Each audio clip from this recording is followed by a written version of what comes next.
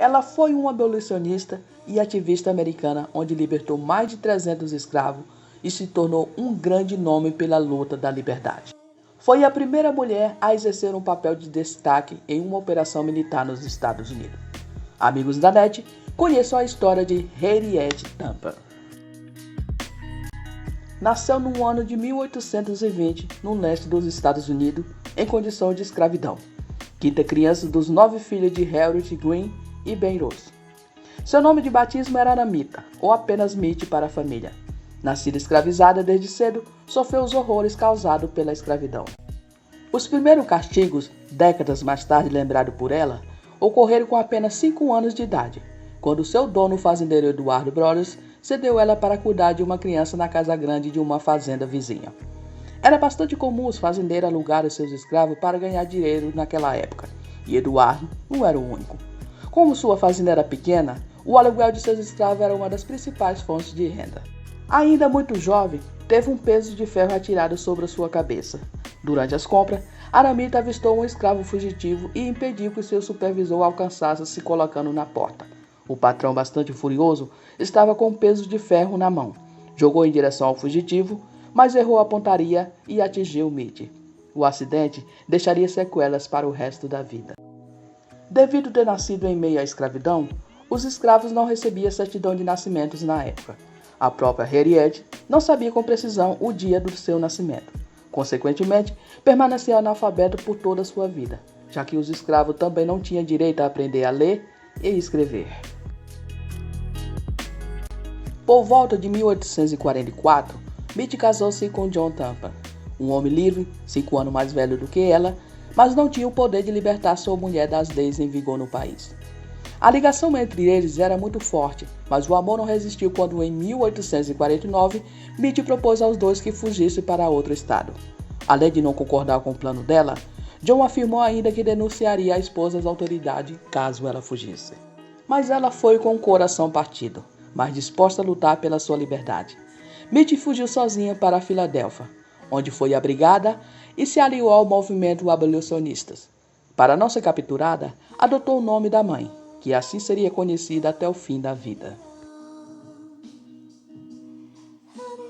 Harriet retorna à cidade para realizar a sua primeira missão, salvar sua família, que foi levada com sucesso para o Canadá.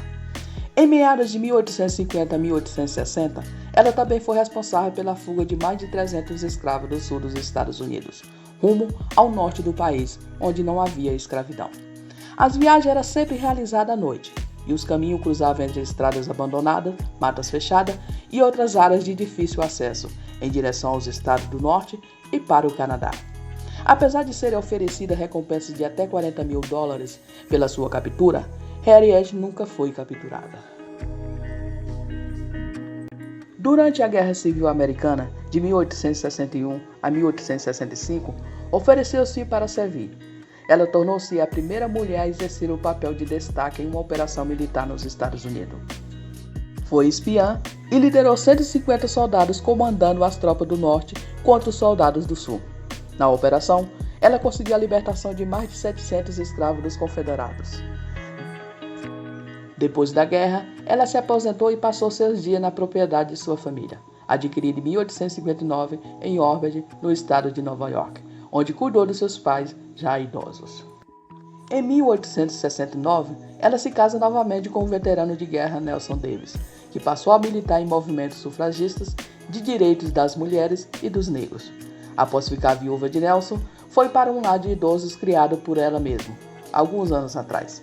Ela não teve nenhum filho.